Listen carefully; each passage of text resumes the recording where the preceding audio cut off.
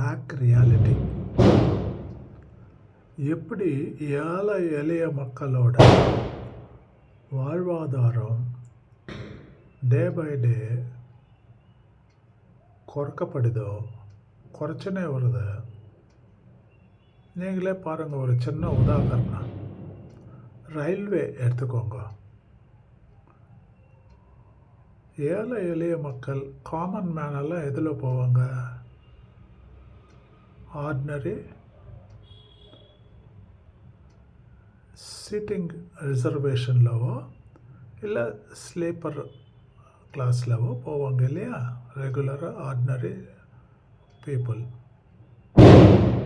அது கூட இல்லாதவங்க, அந்த வசதிக்கு கூட காசு இல்லாதவங்க அன்ரிசர்வ்டு கம்பார்ட்மெண்ட்டில் போவாங்க. இப்போ அவங்க இஷ்டத்துக்கு யார் கேட்டாங்க வந்தே பாரத் வேணும், வராத பாரத் வேணும் அப்படின்னு யாராவது கேட்டாங்க?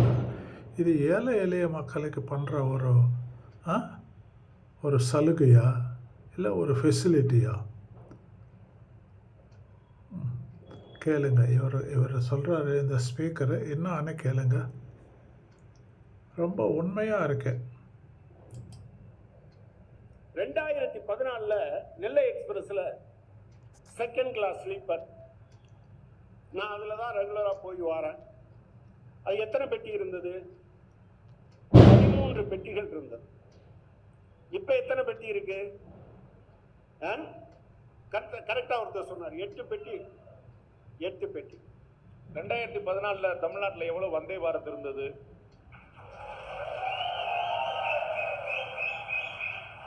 நான் என்ன கேட்குறேன், கிடைச்ச சாப்பாட்டை கூட பறிச்சுக்கிட்டீங்களேன்னு கேட்குறேன். நீங்க என்ன சொல்றீங்க? உங்களுக்கு நான் 5 ஸ்டார் ஹோட்டலா கட்டி வச்சிருக்கேன்னு பேசிட்டு, சாதாரண மனிதன் எதுல போவான்? சாதாரண மனிதன் எதுல போக முடியும்? அதை ஏன் குறைக்கிறீங்க? அதை குறைக்காமலே நீங்க வந்தே பாரத்தை விடுங்க, வராத பாரத்தையும் விடுங்க, எனக்கு பிரச்சனை இல்லை. என்னுடைய ஏழைகள் வயிற்றில் கை வைத்து விட்டு நான் அவருக்கு கொடுத்துட்டேன்னு ஏன் சொல்றீங்கிறதா என்னுடைய கேள்வி. 2010